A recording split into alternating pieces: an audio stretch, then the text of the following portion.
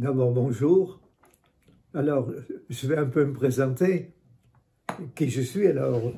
Mon nom, c'est Jean Mourier. Mourier. Jean est mon prénom. Mon patron, c'est pas l'évangéliste, mais c'est Saint Jean-Baptiste. Mourier, M-O-I-R-I-E-R.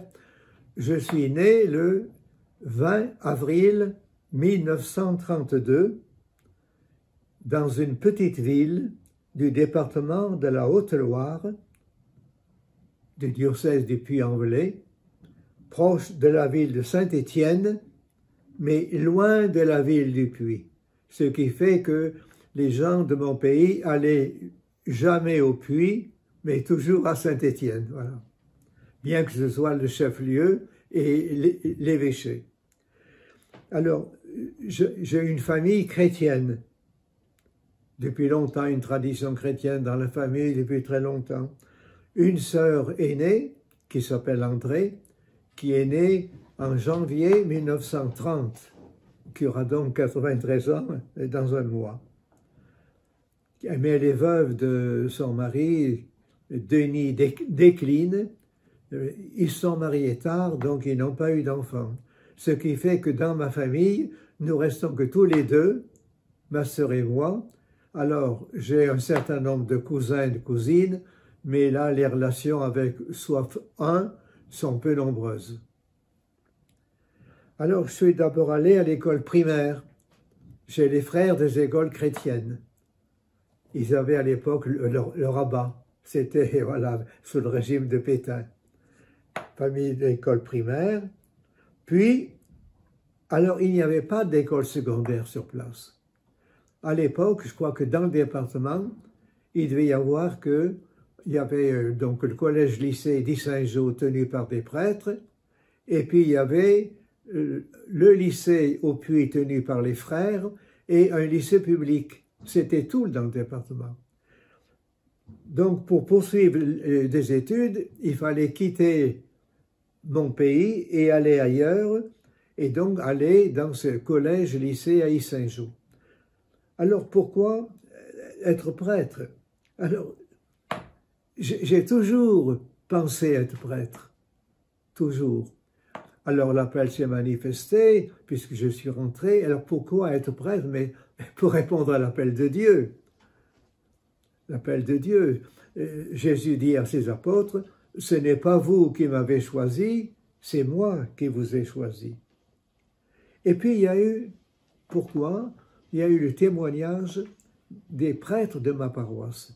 Il y avait 2 vicaires qui étaient admirables dans leur ministère. Tous les 2 aumôniers d'action catholique spécialisés, fidèles à la prière. Je me souviens, j'en allais voir un de temps en temps pour parler, l'abbé Jean Garde, qui est mort d'ailleurs d'un cancer à 44 ans. Et alors, quand j'allais le voir, il était aumônier d'Action catholique, il faisait un gros travail auprès des jeunes, il a laissé un souvenir inoubliable pour les gens de ma génération. Et alors, quand j'allais le voir, il m'a dit qu'il faisait son oraison par écrit. Il écrivait son oraison le matin. Voilà. Témoignage. Et puis, il y avait plusieurs séminaristes qui étaient originaires de mon pays, de Monistrol-sur-Loire. Plusieurs. Et ils nous réunissaient de temps en temps. Ceux qui étaient au collège-lycée, ils nous réunissaient pour parler ensemble. Alors, donc, pour être prêtre, il fallait donc aller dans ce collège-lycée à Yssingeaux pour l'école secondaire, qui est préparée au baccalauréat.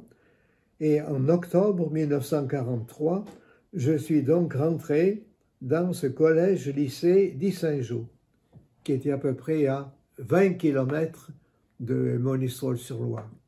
Un pays froid, 800 mètres d'altitude, beaucoup de neige l'hiver.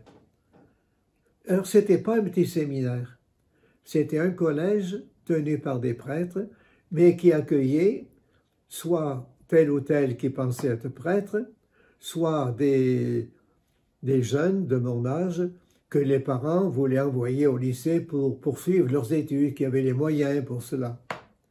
Mais il n'y avait jamais de rencontre pour nous de petits séminaristes. On n'en parlait pas dans ce collège. Alors c'était des prêtres remarquables, d'abord de très bons professeurs. Certains ont passé 30 ans ou 40 ans de leur vie à enseigner. Je pense à tel ou tel professeur qui enseignait. Et alors, j'allais voir mon père spirituel, qui m'a beaucoup marqué, l'abbé Jean Paulin, P-A-U-L-I-N, originaire des Saint-Jean. Il m'a beaucoup aidé durant tout mon parcours. Mais quand j'allais le voir, ils vivaient tous dans une seule pièce, chacun. Ils avaient leur bureau, il y avait leur fauteuil, une chaise pour recevoir, un petit lavabo et leur lit dans une alcôve au fond de la pièce où on tirait le rideau. Et ils ont vécu là pendant 20 ans ou 30 ans comme ça. Donc, on ne peut pas se rendre compte aujourd'hui. Voilà. Donc, ils vivaient une certaine austérité.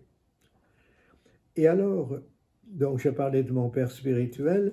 Alors, comme études, alors c'était les études classiques. 6 ans de latin, 5 ans de grec, et puis, comme langue vivante, on faisait de l'anglais. Alors, c'était pendant la guerre, 1943, où je suis rentré. Alors, il y avait des conditions de vie difficiles.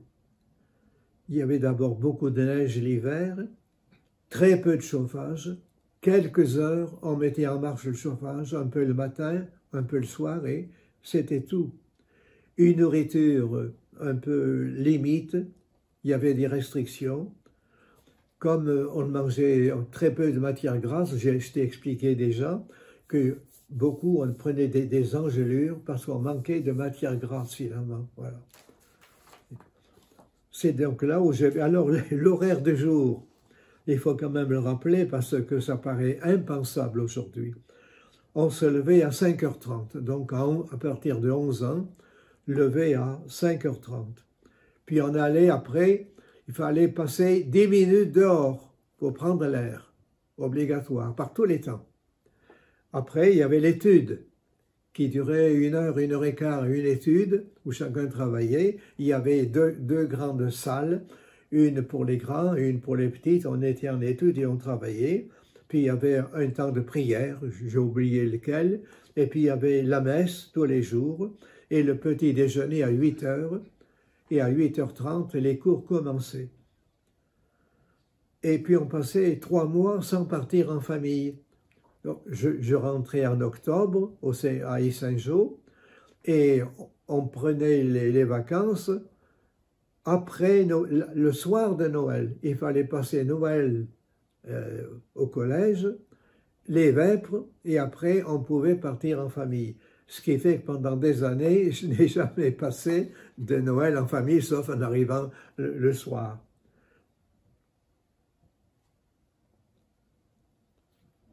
Alors, la formation spirituelle que j'ai eue dans ce collège, il faut en parler un peu quand même.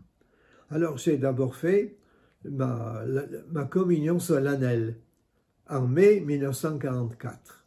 Mai 1944, une retraite de 3 jours, qui était prêchée par toujours le même prêtre qui était là depuis 40 ou 50 ans peut-être, qui était ce qu'on appelait le directeur spirituel, une retraite de 3 jours.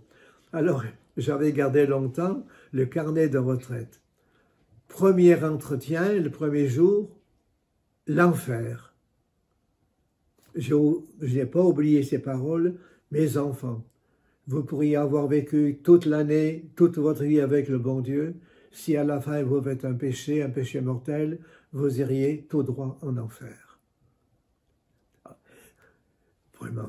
Alors il parlait, après il parlait de Dieu un peu, de l'évangile pas beaucoup. Alors, enfin, j'ai fait ma retraite de communion solennelle. Et puis comme formation spirituelle, j'avais donc mon père spirituel qui était important.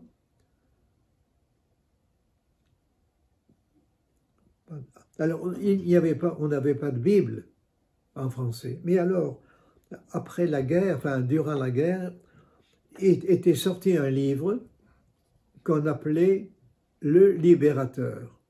Le Libérateur, fait par le père Tivolier. Père Tivolier, qui était un prêtre important à l'époque. Il avait rédigé, il avait mis les 4 évangiles en un seul. Voilà, en un seul. Et il avait modifié un peu les textes pour qu'ils soient plus modernes, etc. C'était Le Libérateur. C'est avec ce livre-là que pratiquement, eh bien, on pouvait lire la parole de Dieu. Et puis, j'avais un cahier personnel où j'écrivais de temps en temps mes réflexions, etc. Et comme je n'étais pas très heureux, j'en parlais là-dedans. Mais au bout de quelques années, quand je l'ai relu, je ne voulais pas que ce cahier tombe et soit lu par d'autres. Alors je l'ai déchiré pour qu'il n'y ait plus de traces, finalement. Alors, comme formation spirituelle, alors chaque professeur, on n'avait pas de catéchisme, puisqu'on a fait nos communions solennelles, mais chaque année, le professeur qui était chargé de l'année donnait quelques cours spirituels. Je me souviens en particulier de celui qui enseignait en première, c'est un prêtre admirable, et nous avons fait toute l'année, au plan spirituel, un cours sur Blaise Pascal. C'était une belle formation spirituelle. Alors, je voudrais dire que je n'étais pas très heureux dans cette maison. Mais je ne le disais pas à mes parents. Mes parents ne le savaient pas. Mais je n'étais pas très heureux parce que c'est pas. Alors, une des raisons, c'est que j'étais très timide, d'une timidité excessive, qui m'a beaucoup handicapé finalement, timidité.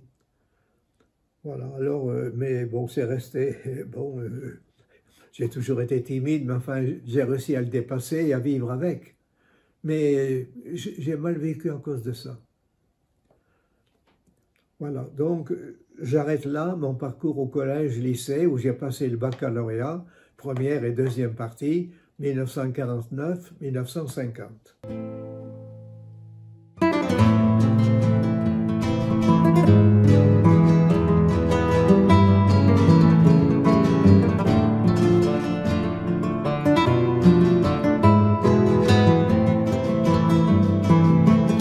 J'en viens maintenant au grand séminaire.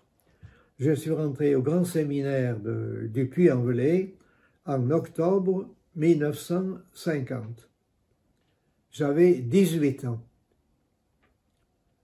Je suis entré parce que je voulais être prêtre et puis je voulais répondre à l'appel du Seigneur. Alors, au séminaire, j'ai eu conscience de vivre une vie nouvelle, d'être libéré en un sens. Parce qu'au collège, on dormait dans des dortoirs, chacun un lit étroit avec une petite rien du tout. On se lavait, il y avait des robinets d'eau froide, jamais d'eau chaude forcément. Là, on avait chacun une chambre personnelle, où on avait son bureau, où on avait une petite armoire, où on avait tout. Enfin, l'impression de vivre un peu une certaine liberté. Et je crois qu'en effet que je vivais une certaine liberté, libre, voilà. Donc j'ai noté là, en effet, un appartement à moi. Alors ce qui est drôle, c'est que les professeurs ne nous appelaient jamais, ne nous tutoyaient jamais au séminaire, ni par le prénom. Ils nous disaient, bon, le professeur, « Monsieur Mourier, voulez-vous répondre ?» Et jamais par le prénom, et jamais le tu, c'était toujours le vous, même à 18 ans.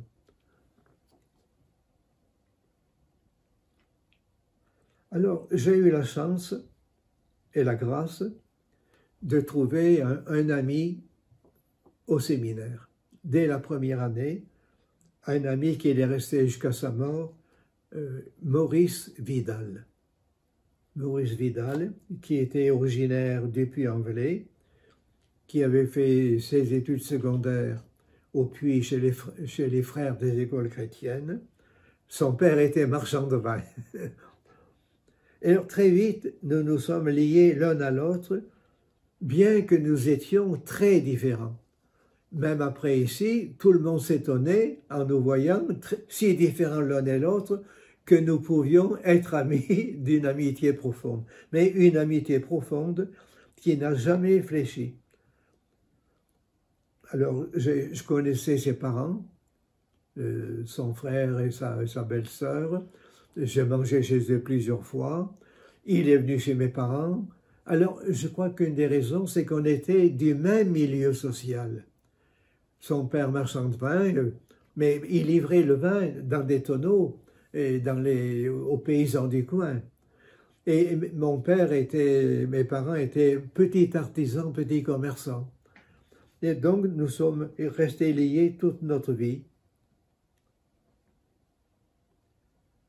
Alors, cette amitié a duré, et alors, on s'est vus pendant 2 ans seulement, de 50 à 52, parce que moi, après, j'ai fait le service militaire, et quand je suis rentré au séminaire, il allait être prêtre parce qu'il n'avait pas de service militaire, il était une année avant moi. Et alors, après, on rentrait en relation, il n'y avait pas de téléphone à l'époque, c'était les lettres.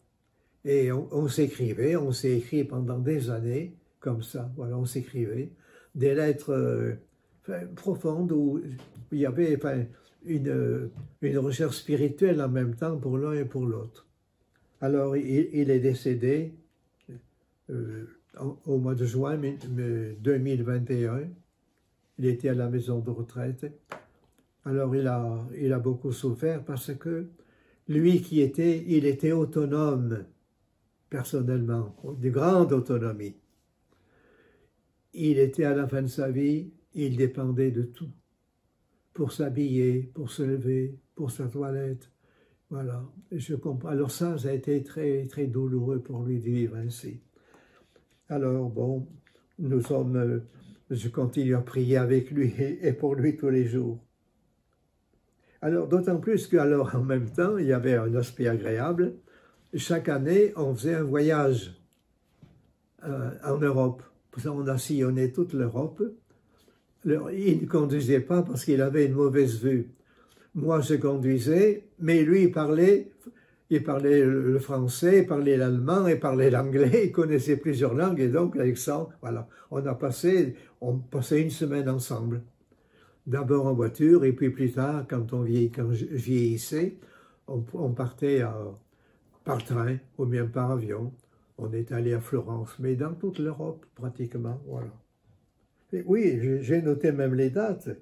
De 1970 à 2003. Ça fait 30 ans. Voilà.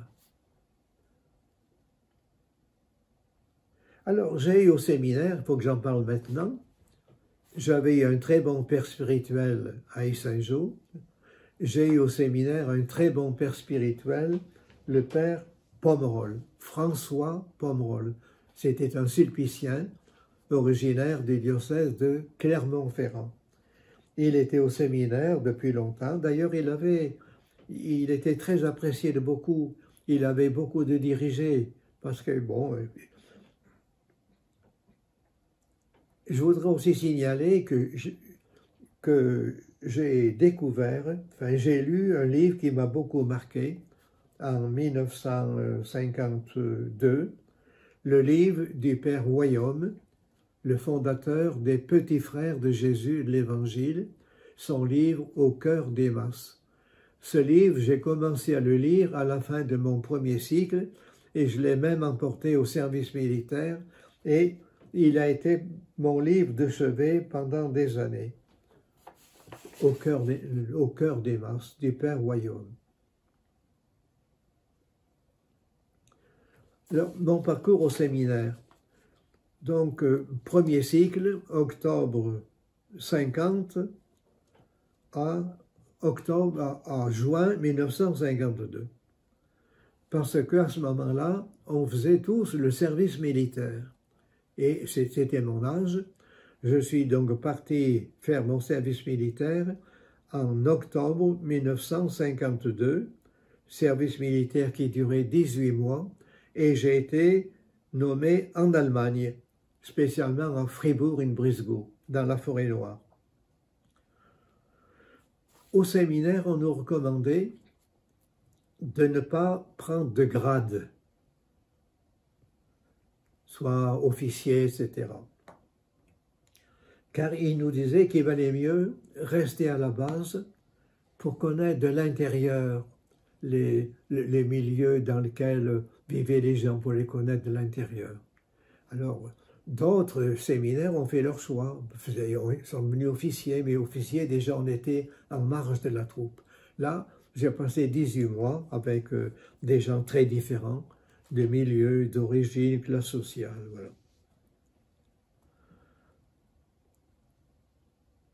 Et je me suis fait là-bas de bons amis au service militaire. Voilà. Puis après, je suis rentré au séminaire.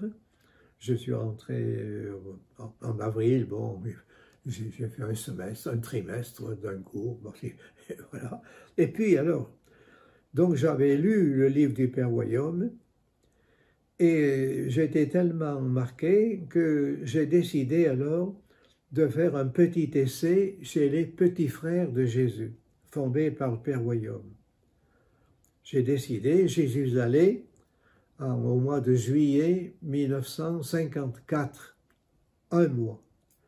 Alors, on était une vingtaine comme moi qui pensaient, c'était pas le noviciat, ni le postulat, mais un pré-postulat en un sens pour découvrir et voir si on voulait ou non rentrer chez les petits frères.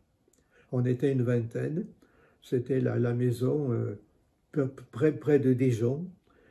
J'y ai passé un mois dur au plan physique, parce que il fallait d'abord apporter son vélo. Parce que dans la journée, on allait travailler dans les fermes des environs, c'était en juillet, pour aider les paysans. Il y avait toujours des fermes qui étaient connues où on allait. Alors, l'horaire, voilà, c'était celui-ci. Il y avait d'abord la messe le matin, petit déjeuner. À 8 heures, on partait au travail, à vélo. On emportait le casse-croûte et on rentrait vers les 5 heures. 5 heures, il fallait prendre une douche parce que toute la journée, on avait transpiré. La douche, et puis il y avait 1 heure de prière personnelle. 1 heure de prière personnelle, le repas du soir, le repas, et à la fin, le soir, une conférence spirituelle faite par les responsables. Alors, pendant cette oraison, je crois que je peux le dire, j'ai fait là une sorte d'expérience spirituelle. Je crois me souvenir que c'était un passage de Saint Jean, chapitre 15, que je méditais alors. J'ai senti comme une présence intérieure en moi, comme je n'avais jamais senti vraiment Dieu qui vivait en moi. Mais voilà, mon être en était marqué. Bon, c'est la seule fois où j'ai vécu ça de ma vie. Jamais j'ai vécu ça. Et donc j'ai été très marqué par cela, si bien que dans les moments difficiles de ma vie, j'ai toujours fait référence à cette expérience spirituelle. C'était pas une expérience mystique, mais voilà, une grâce que m'a fait le Seigneur et qui a été pour moi qu'une sorte de point d'attache au Christ d'une manière définitive. Alors, je voulais donc rentrer chez les petits frères en octobre. J'ai écrit cela à mon père spirituel, le père Pomerol, qui m'a dit, bon, vous avez pris une décision sous le coup de l'émotion. Je crois qu'on ne prend jamais une décision aussi grave si rapidement. Je vous demande de rentrer au séminaire et là, on en parlera, on en discutera éventuellement. Alors, j'ai accepté et donc, l'année suivante, on a parlé tout cela de ça et puis, finalement, il m'a fait comprendre qu'il valait mieux que je ne rentre pas chez les petits frères, que je reste au séminaire pour être prêtre diocésain. Mais il m'a dit, de toute façon, ce que vous avez vécu là, cette rencontre avec le père de Foucault, il faudra que vous la gardiez de manière intérieure. prêtre, vous serez autrement, mais intérieurement, gardez. Ce qui fait que ma vraie spiritualité, ce n'est pas Monsieur Ollier ou l'école française en un sens, mais c'est cette spiritualité qui a orienté ma vie et qui me marque encore aujourd'hui. Je dis chaque jour la prière du Père Charles de Foucauld, mon Père, je m'abandonne à toi, fais de moi ce qui te plaira, quoi que tu fasses, etc. Tu la connais peut-être, cette prière. Alors, encore au séminaire, il y a eu un autre événement important. C'était le moment de la guerre en Algérie, qui avait commencé quelques années plus tôt. Dans ma dernière année de séminaire, donc je devais être ordonné sous-diacre en juin 1956. J'ai été accepté, je vais être sous-diacre. Mais voilà qu'au mois de mai, un gendarme est venu m'apporter ma lettre de mission pour partir en Algérie. J'avais 48 heures pour rejoindre le camp militaire. Et de là, quelques jours après, on est parti en Algérie, voilà, par bateau. Bateau, on était nombreux, on était peut-être 1000 ou 2000 dans les cales, et on est arrivé à Alger. Puis j'ai passé donc ces 6 mois, surtout, enfin dans plusieurs lieux, mais enfin surtout dans la ville, dans Maison Carrée, qui est proche d'Alger, peut-être 20 km d'Alger, dans une grande ferme où il y avait le patron qui était un Français, qui avait une très belle villa.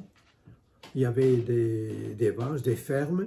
Il avait fait mettre l'électricité dans les fermes pour les vaches, mais il n'avait pas fait mettre l'électricité chez les Algériens qui travaillaient pour lui. Et puis, il y avait beaucoup d'orangers. On n'avait pas le droit de manger une orange, c'était interdit. Quand on voyait cela nous-mêmes, on se rendait bien compte que ça ne pouvait pas durer. Et puis, quand on sortait un peu dans la ville, là ou ailleurs, on était toujours armé avec le fusil. Et puis, on n'était jamais tout seul, parce que c'était trop dangereux. On sortait à 2 ou 3, et toujours en se méfiant, de regarder par derrière si personne ne venait pour voir un peu. Donc c'était difficile, voilà. Enfin, moi, je n'étais pas dans un régiment, dans un régiment où on se battait. J'étais dans un régiment, un autre régiment, où il n'y avait pas Si, sauf une fois, où on est parti pour 2 ou 3 jours, à la Toussaint, parce que c'était l'anniversaire du premier massacre des Français en Algérie, à la Toussaint. 2 jeunes enseignants qui ont été tués. C'était le début des massacres. Et donc, à ce moment-là, on est parti 2 ou 3 jours dans le Djebel pour surveiller, pour ramasser, pour voir les hommes. Alors, on les emmenait dans des camions, on les emmenait au centre, il me semble que c'était probablement dans une grande pièce, pas une grande pièce, peut-être dans le stade plutôt, on les emmenait là. Et là, ce n'était pas nous, mais il y avait des officiers qui faisaient un tri pour voir qui étaient les bons, qui étaient les mauvais, voilà. Et là, il y a eu forcément des cas de torture, voilà. Mais personnellement, je n'ai jamais assisté à cela, voilà. Mais on savait qu'il y en avait. Alors donc, voilà, j'ai passé donc 6 mois en Algérie et on a été libérés 6 mois après. Donc je suis revenu en France quelques jours avant Noël. Alors, d'autres confrères ont vécu des choses bien plus douloureuses en Algérie. Ils n'ont pas fait 6 mois, ils ont fait tout leur régiment, parfois 2 ans en Algérie. Moi, 6 mois, c'est court, mais c'était suffisant quand même. Et je suis donc rentré de nouveau au séminaire. Alors, en janvier, on nous a fait faire une retraite.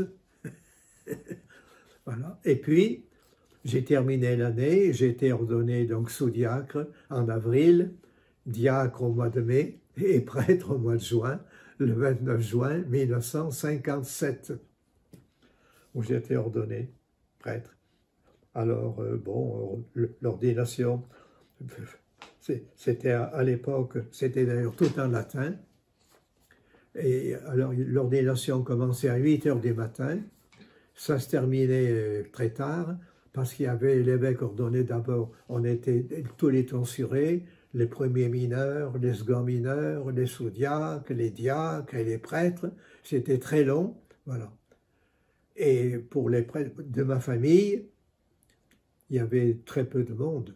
Il y avait mes parents, il y avait mes grands-parents, il y avait des amis, et puis une tante, c'est tout.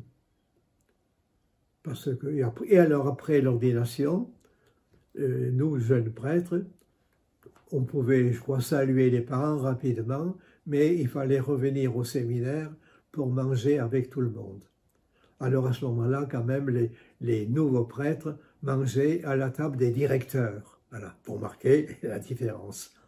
Les parents pouvaient nous voir dans l'après-midi, il y avait 2 ou 3 heures, ils pouvaient venir au séminaire, mais à 5 heures, ils devaient partir, et là, il y avait une rencontre spirituelle, et un des nouveaux prêtres devait faire peut-être une conférence spirituelle.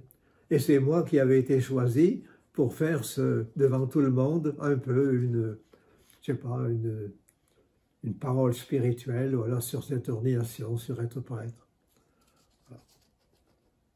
Et alors, la vraie fête, en effet, des prêtres, des jeunes prêtres, c'était la première messe en paroisse.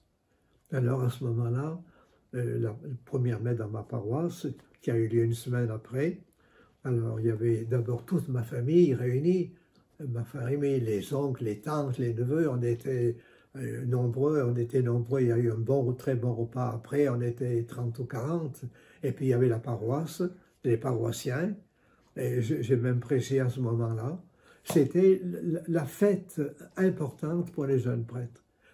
Et bien sûr, l'important c'était l'ordination, mais pour le peuple chrétien, c'était pas l'ordination, c'était la première messe d'un nouveau prêtre. Alors à ce moment-là, j'ai demandé, enfin, quelque temps avant, oui, j'ai réfléchi, mon père spirituel m'en a parlé, il m'a parlé de Saint-Sulpice, proposé, etc. J'y réfléchis, et puis, bon, finalement, j'ai accepté. Je dirai pourquoi. J'ai accepté, j'ai écrit à l'évêque 2 ou 3 mois avant pour lui demander l'autorisation, et il a accepté. Et c'est donc comme ça que je suis rentré ici à Paris, à la Solitude, en octobre 1957. Alors pourquoi j'ai accepté d'être sulpicien? Alors forcément, j'avais été quand même marqué par les professeurs du séminaire, et par mon père spirituel, qui était un homme remarquable, par d'autres professeurs aussi sulpiciens, qui avaient une qualité d'âme, une qualité spirituelle. J'ai été marqué certainement par ça. Et puis surtout, je voulais éviter de retourner dans ce collège, car j'avais pressenti qu'on me demanderait, il demanderait à l'évêque de m'envoyer dans ce collège pour travailler avec eux. Et je n'avais aucune envie d'y retourner, je n'avais pas été heureux dans cette maison, je ne voulais pas passer ma vie à enseigner le grec, le latin ou l'histoire ou autre chose. Alors en un sens, j'ai préféré enseigner la théologie que d'enseigner tout cela. Donc ce n'est pas une vocation très honorable peut-être, mais j'ai choisi ce qui était le meilleur pour moi. Comme ça, je suis devenu sulpicien. Alors, comme sulpicien, oui, j'ai eu des ministères divers. D'abord, ce qu'on appelait à l'époque la Solitude, la maison qui se trouve au-dessus du séminaire d'Issy-les-Moulineaux. On était 4 futurs sulpiciens, enfin, faisant cette solitude. Mais il y avait toujours des prêtres des diocèses que les évêques envoyaient pour vivre une année aussi avec, mais sans devenir sulpicien. Alors parmi ces 4, il y en a un qui est devenu évêque, même archevêque, c'est le père Émile Marcus. Émile Marcus était un Parisien, et fils unique, qui a été d'abord évêque auxiliaire à Paris, évêque de Nantes et archevêque de Toulouse. Et quand je l'ai retrouvé, moi, quand j'étais supérieur du séminaire de Toulouse, c'était lui l'archevêque de Toulouse. Donc on se connaissait depuis très longtemps. Lui. Puis il y en a un autre, alors un autre, oui, qui n'est pas resté dans le ministère, et qui a, au bout de 3 ou 4 ans, près de Clermont-Ferrand. Et c'était un artiste, il faisait de la peinture, il faisait même plusieurs expositions de ses œuvres. Et il a fait la rencontre d'une artiste sud-américaine, et ils se sont mariés, mais mariés religieusement. Il a vécu toute sa vie. Il m'a dit qu'il avait toujours lu son bréviaire. Alors il habitait dans la banlieue parisienne, et il a perdu sa femme. J'allais le voir une fois par an, moi, on passait une journée ensemble. Avant la dernière fois, il m'a dit, voilà, j'ai mon calice personnel. Je crois que si je venais à mourir, je ne sais pas ce qu'il deviendrait. Je te demande de l'emporter avec toi et de l'emmener au séminaire. Et ce calice, il sert souvent, tous les jours, à la messe de la rue du Regard, souvent. Un très beau calice. Et puis, il y en a un autre alors, le chanoine de Gourmont, qui était supérieur d'un grand collège en Bretagne, devenu sulpicien. Il a enseigné quelques années, pas beaucoup, puis il est resté toute sa vie après à Montmartre, où il a eu un très bon ministère. Donc finalement, qui ont été dans les séminaires, on n'a été que 2 sur les 4, Émile Marcus et moi-même. Après cela, j'ai passé 2 ans à Rome. On allait à Rome à l'époque. Alors on allait chez les dominicains à Rome, ce qu'on appelait en latin l'angelicum, l'angélique. L'angelicum, passé 2 ans. Les cours tout en latin. On a étudié pendant l'année la somme théologique. Voilà, on l'a étudié question après question. Alors le latin parlé par un Français encore, au début je ne comprenais pas, bien que j'ai fait 6 ans de latin.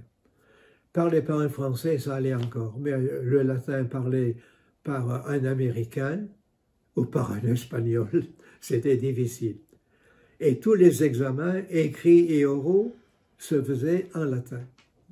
Alors, à la fin de l'année, j'ai passé la licence en théologie. Il fallait rédiger en latin. Et la 2e année, alors j'ai fait ce qu'on pourrait appeler un mémoire. J'ai fait un mémoire sur les sermons d'avant de Saint Bernard de Clairvaux.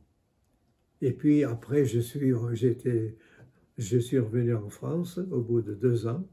Et là, j'ai été nommé vicaire à la paroisse Saint-Benoît à Issy-les-Moulineaux.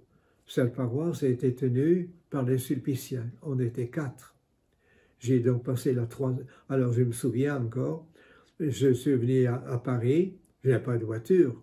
Je suis venu à Paris avec 3 valises, 2 valises, et je me suis installé dans la paroisse où on était un tout petit bureau, une petite chambre, voilà. Mais on ne recevait pas chez soi, il y avait un bureau pour recevoir les personnes. On avait un jour de réception.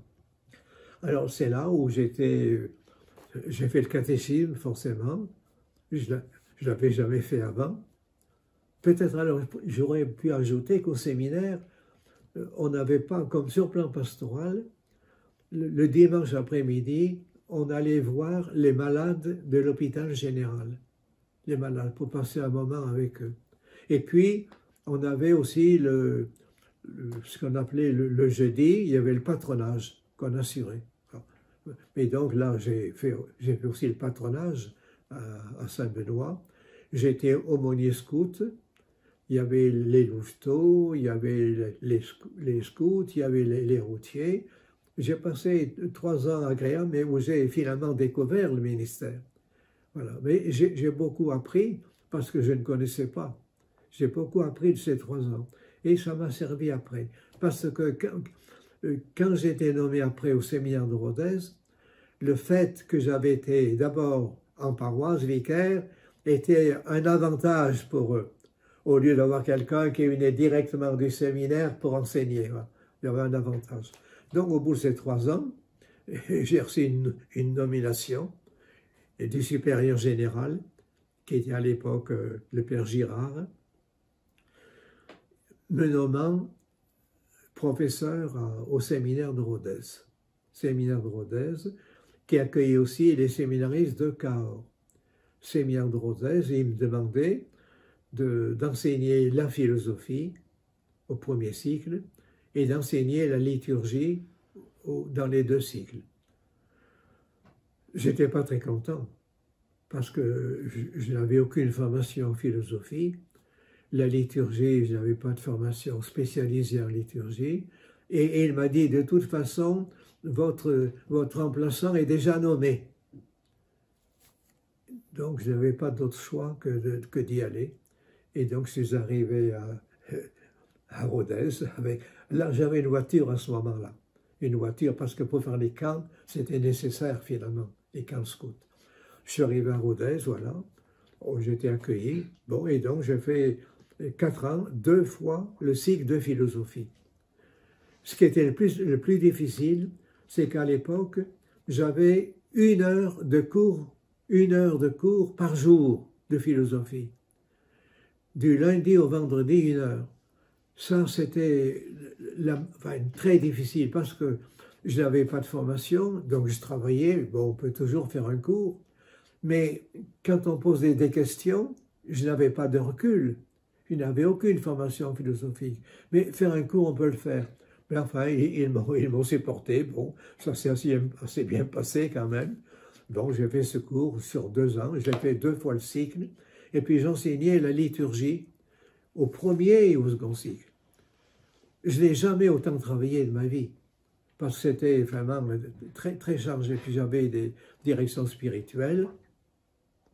Alors, c'était intéressant car c'était le moment des conciles. Voilà. Alors, le concile, enfin, je rappelle ce que j'ai vécu. J'étais à Rome comme étudiant, donc en 1958-1960, car quand le pape Jean XXIII a annoncé le 25 janvier 1959, ou 59 plutôt, qu'il allait faire le concile œcuménique. Il l'a annoncé à Saint-Paul-sur-les-Murs, où il avait réuni tous les cardinaux. Et quand je suis allé à Rome, quand je suis arrivé à Rome, le pape Pie XII venait de mourir. J'ai donc assisté aux funérailles du pape Paul VI, et puis à l'élection du pape Jean XXIII. On était sur la place Saint-Pierre, on a vu la fameuse fumée blanche sortir, et on a vu apparaître le bon pape Jean XXIII. Voilà. Tout le monde a été étonné que ce soit lui, mais finalement, c'est lui qui a commencé le concile, qu'il a décidé. Il a fait le concile probablement en ignorant ce qui allait se passer. En ignorant. S'il avait connu, peut-être, il aurait eu peur. Parce que, voilà, pour ajouter encore là-dessus, pour préparer le concile, tous les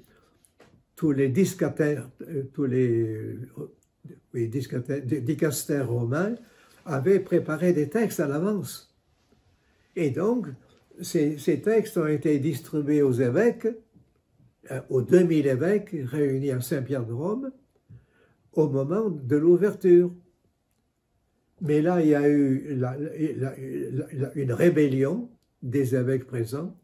C'est un archevêque français qui a pris la parole pour dire « Nous avons vu ces textes, mais nous sommes capables de faire nous-mêmes des textes, donc nous vous demandons de retirer ces textes et nous ferons nous-mêmes des textes et nous les discuterons ensemble. » Le président de l'Assemblée, c'était le cardinal Tisserand. C'était un cardinal français. Et puis d'autres ont pris la parole après lui. Donc finalement, les textes préparés n'ont servi à rien et on a fait des nouveaux textes, les textes conciliaires aujourd'hui, voilà. Par exemple, le texte sur la liturgie, la parole de Dieu, etc. Tous ces textes-là, voilà, ont été travaillés. Et donc, quand j'étais au séminaire à Rodez, c'était la liturgie. Et des gens savaient, il y avait déjà quelques changements déjà. Des gens, on disait le bréviaire, non plus en latin, mais en français. Et puis, on disait les textes bibliques en français. C'était un gros progrès. Et puis, peu à peu, on a dit toute la messe en français, mais il a fallu peut-être un an ou deux. La dernière traduction en français, c'était la prière eucharistique. Alors, pour dire encore autre chose, alors, cette messe avant le concile, par exemple, le Notre Père était dit simplement par le prêtre. Et les fidèles répondaient, « Mais délivre-nous du mal ». Et on nous donnait de bonnes raisons théologiques pour justifier cette pratique, que le Notre Père ne devait pas être dit par tout le monde, mais uniquement par le célébrant principal. Avec le concile, tout le monde a pu dire le Notre Père, finalement, ce qui est normal. Voilà. Alors, je ne sais pas où j'en suis, donc j'étais à Rodez 4 ans, puis, comme il y avait moins de séminaristes à ce moment-là, bon, on a décidé, l'évêque, on a fait un rapport pour cela, a décidé de transférer le séminaire, les séminaristes, Rodez et Cahors, à Toulouse, qui était le séminaire important, qui déjà avait accueilli plusieurs diocèses déjà qui commençaient. Voilà. Et donc, j'ai accompagné, moi-même, j'étais le seul, j'ai accompagné ces séminaristes à Toulouse, au séminaire Toulouse. J'ai donc commencé en 67, et c'est donc à ce moment-là qu'il y a eu en 68 cette fameuse explosion sociale et même ecclésiale, finalement, voilà, qui a marqué beaucoup les esprits, qui a fait des ravages certainement, mais on ne pouvait pas l'éviter. Donc à Toulouse, c'est quand même pour dire une chose, c'est que à Toulouse, il y avait notre séminaire, mais il y avait uniquement le deuxième cycle. Le premier cycle était à Albi, avec un autre. Donc il y avait uniquement le second cycle, et on avait les professeurs sur place. En juin 68, les séminaristes du séminaire universitaire Pie XI de l'Institut catholique de Paris ont fait une lettre à leurs évêques en demandant le départ de plusieurs professeurs de grande renommée. Le père Martimor, grand spécialiste en liturgie, il lui reprochait de faire de l'histoire et pas de la pastorale. Le père Crouzel, un grand patrologue, etc. Puis un autre, plusieurs, voilà. Devant ça, il y avait à l'époque un très bon recteur à Toulouse, Monseigneur Ducrot. Il s'est dit, il a pensé que, puis il y avait très peu de séminaristes, il a pensé que les séminaristes du séminaire régional où on était pouvaient venir enseigner, les professeurs pouvaient enseigner à la faculté de théologie, et donc les séminaristes feraient leur cours, non pas sur place, ils iraient à la catho tous les jours pour les cours. On appelait ça au début le consortium. C'était une grande révolution finalement. Et donc à ce moment-là, les professeurs qui étaient encore là, nous avons été intégrés à la faculté de théologie comme enseignants. Et donc on a pris les cours de ceux qui avaient été renvoyés. Voilà. Et c'est donc là où j'ai eu enseigné pendant longtemps, une trentaine d'années, le sacrement de mariage et le sacrement de pénitence. Alors, comme c'était des sacrements importants, j'enseignais, mais en même temps, j'étais appelé souvent à faire des conférences pour les prêtres, pour des laïcs, sur les questions du mariage, de la réconciliation, présenter le livret pastoral. Donc ça me faisait beaucoup de sorties. Le soir, je me suis vu plusieurs fois rentrer le soir à minuit en voiture dans le diocèse voisin et me lever le matin avec tout le monde. Mais ça m'a intéressé. Et puis alors aussi à Toulouse, j'ai pensé une chose, que je me suis dit, c'est un milieu très masculin. Et c'est pour ça que j'ai pensé à rentrer dans une équipe Notre-Dame comme conseiller spirituel. Et ça a été une chance pour moi, car c'est là que j'ai eu cette équipe pendant plus de 20 ans à Toulouse. J'en ai aussi ici à Paris, ben, j'en parlerai après.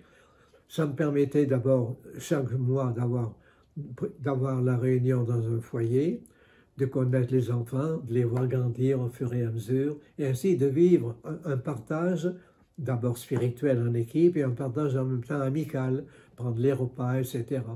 Ça a été une aide très importante pour mon ministère, cela, voilà, équipe Notre-Dame.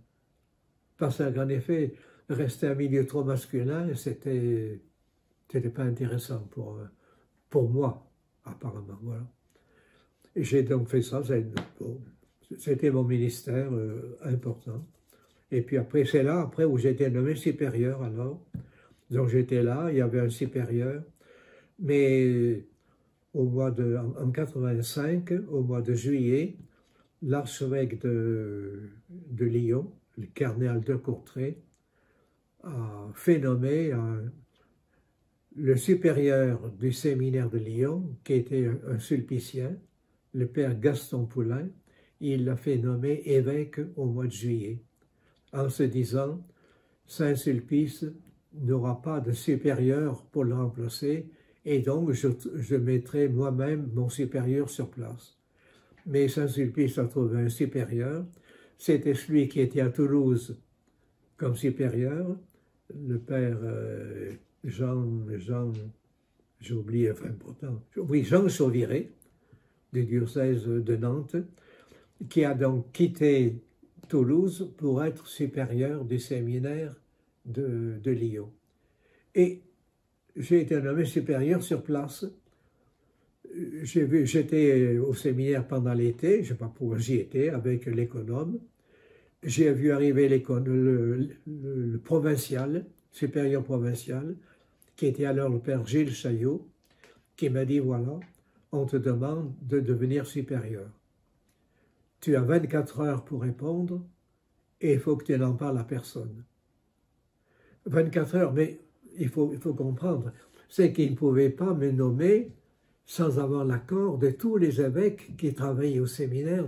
Il ne pouvait pas nommer un supérieur comme ça de lui-même en disant aux évêques, j'ai nommé un nouveau supérieur.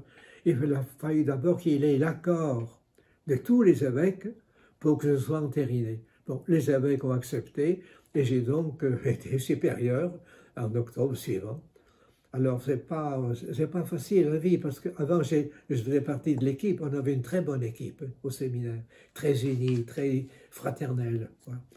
Mais passer de membre de l'équipe, après supérieur, non pas commandant, mais enfin organisant le séminaire, etc., c'était un peu, enfin, je l'ai bien vécu, si bien que j'y ai fait finalement 13 ans. J'aurais fait 12 ans, mais bon, il a fallu faire une année de plus, 13 ans. Alors un ministère intéressant, difficile, hein, supérieur. Et donc, à ce moment-là, au bout de 13 ans, il se trouve que dans la maison d'ici, il y avait un supérieur, le père Yves Le Chapelier, qui était supérieur et en même temps secrétaire provincial. Il avait un cancer. Il avait un cancer et il le soignait. Il a même reçu le sacrement des malades dans la chapelle quelques jours avant de mourir. Voilà, il avait demandé. Et il est mort au mois de mai. Il fallait donc trouver un remplaçant. Et j'étais l'homme qui était facile à trouver. Je quittais Toulouse, on pouvait me nommer là. Donc à 66 ans, j'ai été nommé supérieur de la maison provinciale, supérieur. J'ai été nommé secrétaire provincial. Et puis j'ai même été nommé, j'ai fait 2 mandats de consulteur provincial, dont un comme premier consulteur, avec le père Charles Bonnet, et le deuxième avec Bernard Pitou. Voilà, jusqu'en 2013. Et encore, alors, comme ministère ici, je confessais à la paroisse Saint-Sulpice toutes les semaines, le jeudi matin. C'était pour moi très, très, très important d'avoir ce ministère confessé.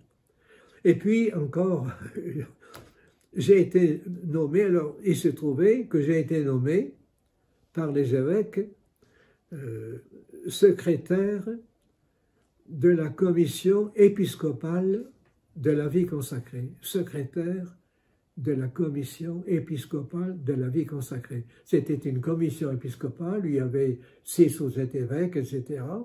Il y avait donc un responsable, et j'étais le secrétaire du groupe. Donc, j'assistais à toutes les réunions, il fallait que je fasse après le résumé, etc. Le secrétaire. J'ai fait ça pendant 5 ans, en même temps.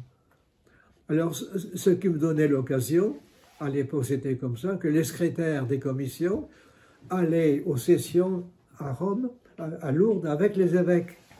Ils étaient invités, ils ne pouvaient pas voter, mais ils étaient partie prenante. Alors, ils partaient simplement quand il y avait des décisions importantes à prendre. Et donc, pendant plusieurs années, j'allais à Lourdes comme tous les secrétaires, on était ensemble, on n'avait rien à faire, sauf écouter tous les discours des uns et des autres. C'était intéressant, finalement. Ça fait 4 ou 5 ans, puis après j'ai arrêté pour autre chose, après, voilà. Donc, j'ai fait donc ça jusqu'en 2013. J'avais alors 81 ans. J'ai donc travaillé jusqu'à 81 ans. À ce moment-là, j'ai rejoint les confrères âgés qui habitaient à la solitude, non pas où on formait les anciens, mais on faisait vieillir les vieux sulpiciens, dans la maison au sud du séminaire. À l'époque, au début, on était une douzaine, mais peu à peu, il y a eu des malades, des décès. Plusieurs sont venus à la maison Marie-Thérèse. À la fin, on restait 4. Alors, il y en a 2 qui sont partis à la paroisse et 2 qui sont venus ici, Jean Sobrier et moi-même. Et donc, on est revenu ici et à la retraite, finalement, en 2017. 2017, et alors il y a eu les travaux pendant 2 ans, il y a eu le Covid, etc. Et puis voilà, maintenant la maison est restaurée. Et la règle, c'est que même à la retraite, on peut rester ici tant qu'on est autonome. Parce qu'il n'y a pas de service, il n'y a pas d'infirmière. Quand on n'est plus autonome, il faut partir à la maison de retraite. Alors, je suis encore autonome, je suis encore là. Jusqu'à quand, je n'en sais rien. Voilà. Voilà, j'en suis là actuellement. Alors, dernière chose, j'ai eu des problèmes de santé importants. Des problèmes, je ne peux pas expliquer, les problèmes où j'ai été soigné à l'hôpital Cochin dans le service d'hématologie du sang. Problème de baisse des plaquettes dans le sang. C'est bien, on m'a fait une prise de moelle pour voir si ma moelle produisait, parce que c'est là où la moelle produit tout ça. On m'a fait, bon, ma moelle produisait, donc il y avait autre chose. On n'a jamais su trouver la raison et la cause. Et donc, je suis allé aux urgences très souvent parce que les plaquettes, j'avais un traitement de cortisone pendant longtemps, pendant 10 ans. J'allais aux urgences, mais je continue toujours mon travail ici. Je partais 2 ou 3 jours, on me donnait un traitement que je faisais ici sur place après, voilà, et je prenais mon travail normalement, voilà. C'est là où j'ai été opéré plusieurs fois. J'ai été opéré, on m'a enlevé la rate, croyant que ça allait supprimer le problème. Ça ne l'a pas supprimé. Et donc, je vis encore avec ça. Alors, je n'ai plus le traitement de cortisone, j'ai un nouveau traitement qui est efficace. On appelle ça le Revolade, qui est fabriqué en Irlande, je crois. Je prends un comprimé par jour, et ce comprimé permet de produire des plaquettes. C'est curieux, un petit comprimé qui agit sur la moelle osseuse pour produire uniquement des plaquettes. Et pour ça qu'il me faut aller souvent au laboratoire pour vérifier les choses. Donc, alors, j'y allais tous les 15 jours, j'ai un peu retardé, mais je vais commencer à y aller de nouveau. La dernière fois que je suis allé, c'est Frédéric qui m'y a conduit en voiture. Mais la prochaine fois, je pense y aller moi-même le matin à pied. Voilà. Problème de santé quand même qui m'ont handicapé, mais qui m'ont... Honnêtement, je dis que je n'ai jamais cessé mon travail. Voilà, jamais. Voilà, j'en suis là aujourd'hui. Bon, alors, je crois pouvoir dire que j'ai été heureux comme prêtre. Il y a eu des moments difficiles, mais j'en faudra en parler peut-être. J'ai été heureux comme prêtre, très heureux comme sulpicien. Et je ne regrette pas du tout d'être devenu sulpicien. Voilà. J'ai exercé un ministère vraiment sulpicien pratiquement durant toute ma vie.